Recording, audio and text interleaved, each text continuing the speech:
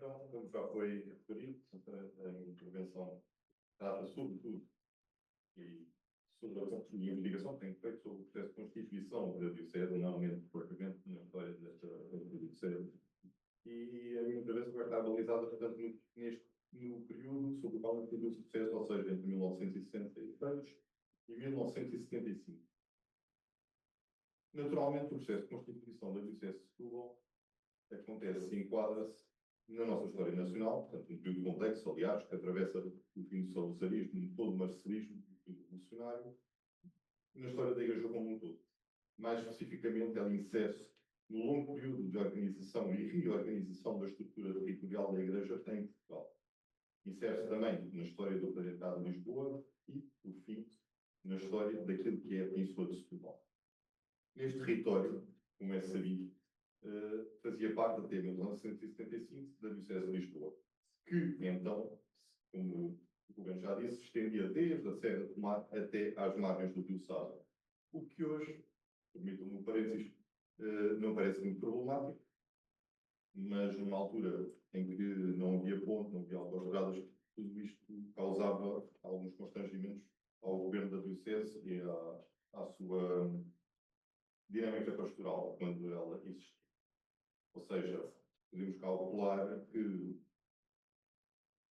relativamente ao território de Setúbal, é medido por algumas pessoas quando o bispo ia crismar a Sesimbra, o bispo ia de barco quando tornava a Península e noitava em Setúbal, em Sesimbra, ou um padre que eventualmente teve um problema com o senhor patriarca, o patriarca Quirlo quis que ele ficasse longe, o mais longe possível de Lisboa, e ele foi colocado em Palmela.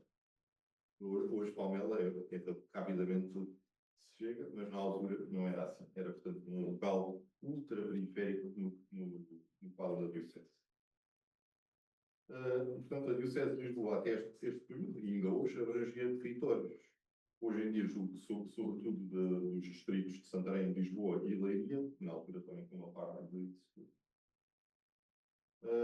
Setúbal, a parte de Santarém e Tomar, era uma das vigararias que existia dentro do patriarcado. Portanto, pelo menos estas três cidades tinham vigários gerais.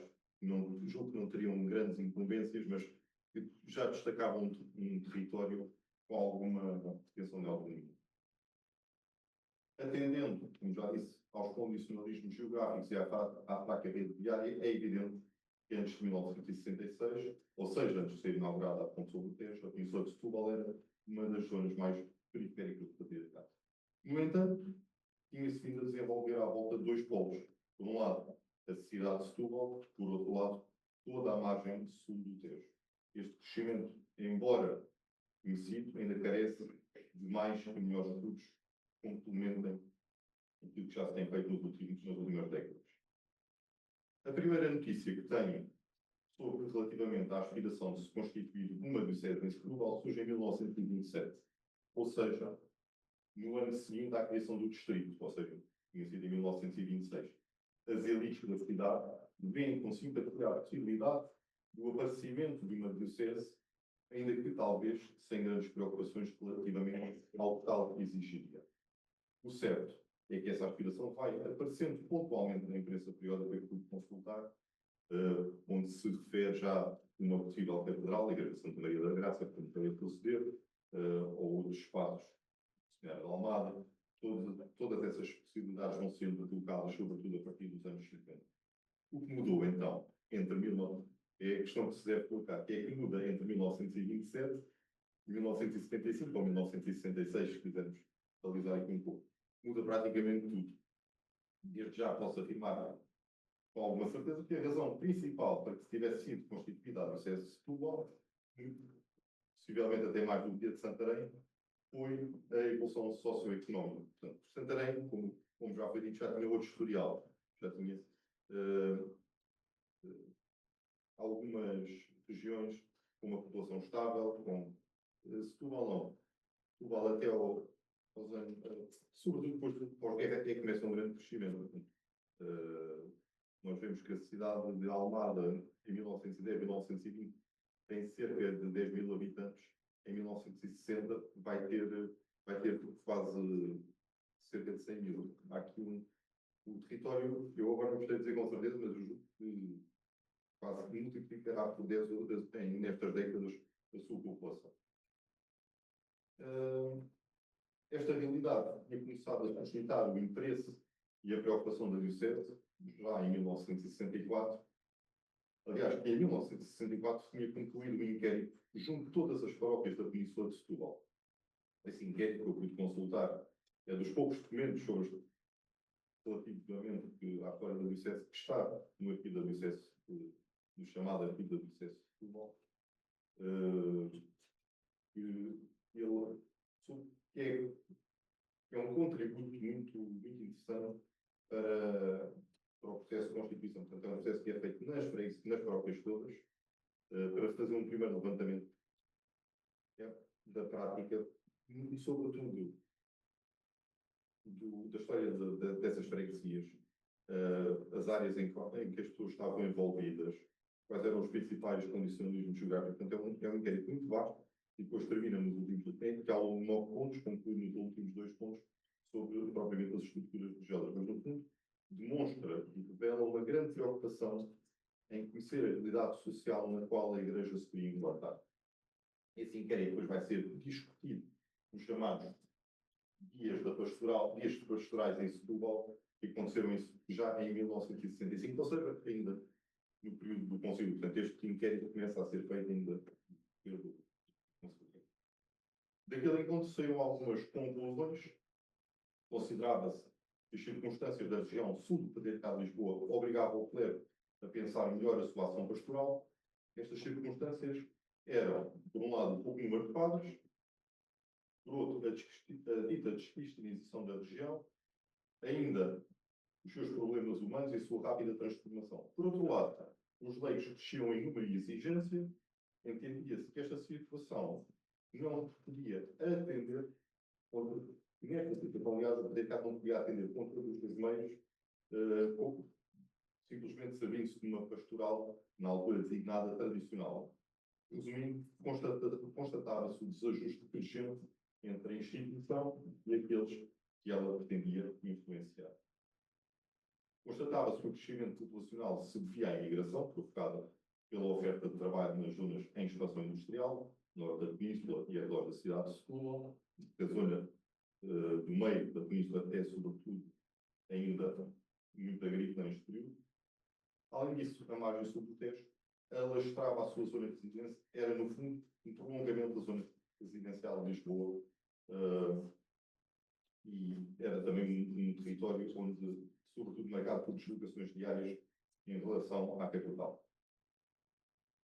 A pastoral, designada como tradicional, era vista como estando moldada sobre um tipo de população enraizada, ou seja, não era o caso da Península de Setúbal, e que vivia habitualmente em pequenos núcleos habitacionais. Também não era o caso da Península de Setúbal, onde os núcleos como o Barreiro, Seixal, o Montijo e, sobretudo, a Almada, agregavam dezenas de milhares de pessoas. Alguns destes territórios, algumas destas cidades, tinham, inclusive, mais trabalhadores do que população residente. Sublinhava-se, e cito, na Península de Setúbal quase tudo estava a fazer. E há tanto que fazer, e tantas são as dificuldades, que é necessário distinguir o que é essencial do acidental, o mais urgente, o menos urgente, o primário e o secundário, para adotar uma linguagem convenientemente programada de ação pastoral. Citação. Esta programação pastoral que se acaba de referir é crucial na mentalidade de algumas elites do patriarcado. Para estes, a procura de uma orientação pastoral implicava, e cito, uma investigação prévia em 2 sentidos.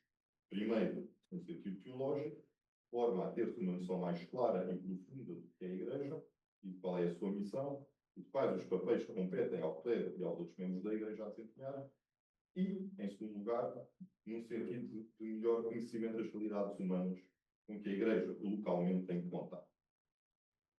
Os dias de pastoral em Setúbal foram um ponto de chegada na convicção de que a região de Setúbal merecia ser trabalhada como um todo e não como mera parte de uma diocese imensa. Foram também um ponto de partida, porque os seus ecos e conclusões não saíram de cima da mesa até que a diocese fosse constituída. Contudo, foi a sessão do Segundo Concílio do Vaticano, no Patriarcado de Lisboa, o fator que determinou o início do processo que levaria à constituição, quer da Diocese de Setúbal, quer de Santarém. No concílio, Christus Dominus, no seu número 22, ordenava, e cito, na revisão dos limites das dioceses, fosse salvaguardado, primeiro de tudo, a unidade orgânica de cada diocese, quando pessoas, cargos e instituições, à semelhança de um todo referido. Em cada caso, depois de examinadas atentamente todas as circunstâncias, tenham-se presente os critérios gerais seguintes. Primeiro, ao determinar os limites da diocese, atenta-se, quanto possível, à variedade e composição do poder, que há pouco foi dito, portanto, uma unidade cultural, territorial, portanto, se há ou não alguns sinais que, portanto, permitam limitar, mas também, dentro do possível, pede-se que as circunscrições eclesiásticas possam coincidir com as circunscrições civis. Aliás, foi muito disso que estivemos a falar nestes dias em relação a outras territorialidades. As preocupações aqui expressas dos padres conciliares, apesar de surgirem numa primeira fase, parecem ser preocupações de ordem unicamente institucional, também são importantes, têm, na verdade, um comportamento pastoral. Neste caso, a Christus Dominus, falei aqui sobre o papel dos bispos, vai apontar no sentido da valorização da presença próxima e efetiva do bispo na sua diocese. Preocupação, aliás, vinda já desde o Concílio de Trento. Visto que ele era o principal responsável pela dinamização da pastoral diocesana. Em agosto de 1966, deu-se a primeira Assembleia do Chefe do Patriarcado, já referido, reunido pelo seu bispo, procuram encontrar eixos de implementação do Concílio na Diocese. Dessa Assembleia saiu um comunicado final, cujo ponto número 6 referia às medidas tomadas em ordem à reestruturação pastoral do Patriarcado, nomeadamente a criação das regiões pastorais de Setúbal e Santarém, afirmando que veriam de bom grado o prelúdio de novas dioceses. Em julho de 1966, o Cardeal Teixeira assina a provisão de nomeação dos responsáveis pelas três regiões pastorais agregadas, como aliás já foi referido. As incumbências dos referidos vigários pastorais pareciam relativamente limitadas. Ainda assim, o que se verificou, uma coisa era o que lhes tinha sido incumbido por decreto, outra coisa foi o que se verificou. E, portanto, o que se verificou, e digo no caso de Portugal, foi que o vigário episcopal, quando João Alves, foi como que um bispo ao qual queria governar uma determinada parcela da diocese. Quando João Alves teve um papel muito relevante em criar sinergias entre o poder que servia a Península de Setúbal, sensibilizando para o que então se chamava a pastoral do conjunto. Visitava as paróquias, por exemplo, criou tudo aquilo que, por exemplo, não sei se percebeu bem, em Santarém foi criado o primeiro bispo, quando João Alves criou ainda na região pastoral, tanto que numa das entrevistas que fiz, perguntava-se o que é que se passava em Setúbal, que já tinha mais secretariados e departamentos do que o próprio patriarcado. E ele próprio tomava também o encargo da formação dos leigos. O Cónigo João Alves deve conhecer-se, homem de rara inteligência e perspicácia, escolhia dentro do clero do patriarcado os padres que julgavam mais aptos a trabalhar na região pastoral de Setúbal, tendo ainda chamado comunidades religiosas de país operário, nomeadamente os Filhos da Caridade, os Irmãos dos Campos, a Fraternidade Operária das Praias do Sátiro, e também outras comunidades religiosas femininas que, em vez de viverem, por exemplo, em conventos, viviam em apartamentos e viviam, portanto, o seu trabalho, fosse ele qual fosse, trabalhando em serviços, trabalhando em fábricas, fosse como fosse, portanto, comunidades implantadas no seio do território, não destacadas. Por outras palavras, temos aqui uma igreja que procura, portanto, conhecer e captar as dinâmicas sociais para nelas se inserir e poder, claro, influenciá-las, que é para isso que as instituições servem.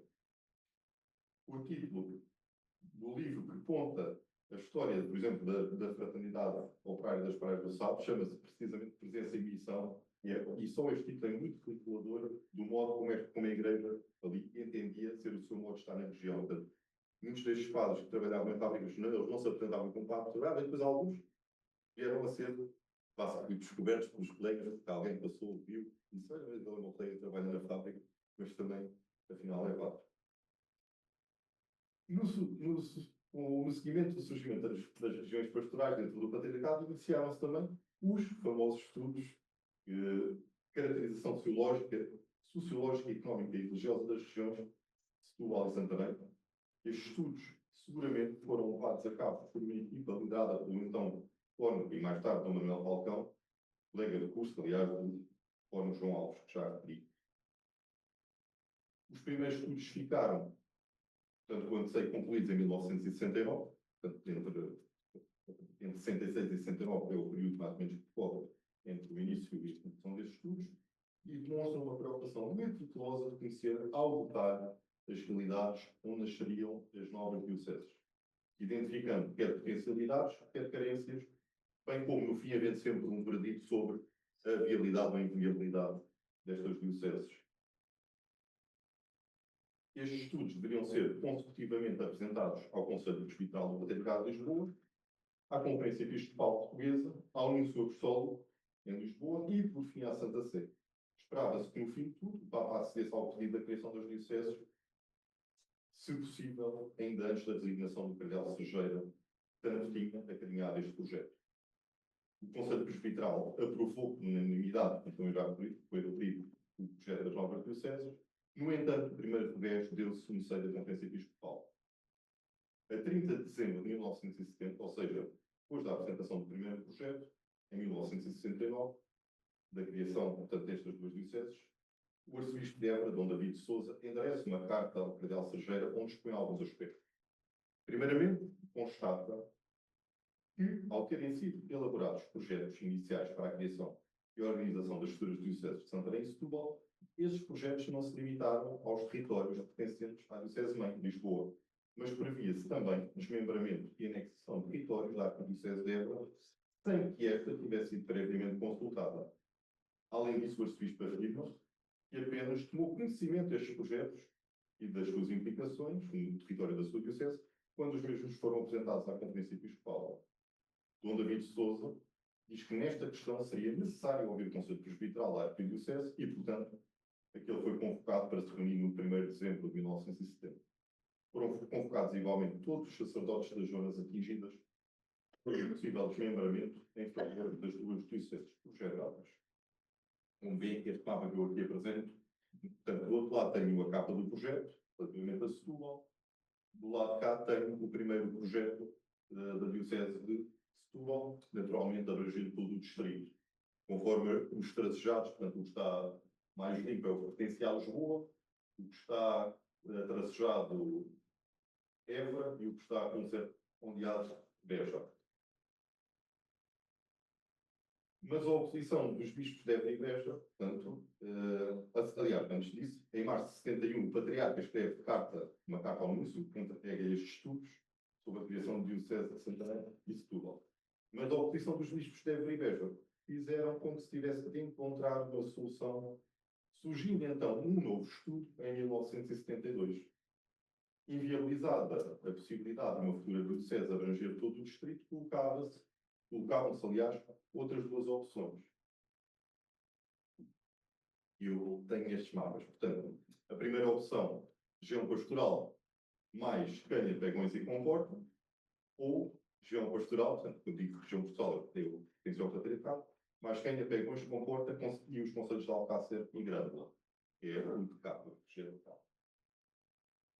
Acabou por prevalecer a solução mais reduzida, porque os bispos de Évora e Beja não quiseram ver encurtadas as suas dioceses e argumentavam, dizia eu, e bem, que a futura diocese de Setúbal, mesmo constituída apenas com o território pertencente ao patriarcado, teria mais população, que continuaria a aumentar, do que as suas dioceses, onde começavam a sentir-se os primeiros efeitos da desertificação. Entregues os estudos, mais completos e detalhados para a constituição das novas dioceses, previa-se que não haveria demoras em Roma. No entanto, a criação das dioceses deu-se apenas em julho de 1975. Como notas finais, podemos enunciar alguns aspectos que podem ter, por outro lado, o processo. Um primeiro, digo que entre 1968 e 1969, e também depois em 1972, a FIDEGES dedicava já muita atenção ao vigário episcopal, o Cónigo João Alves, e portanto, esta polícia apercebe-se do processo de constituição da diocese e acusa o Cónigo João Alves querer ser o futuro desta futura diocese e cito, para prosseguir aí a sua ação perniciosa.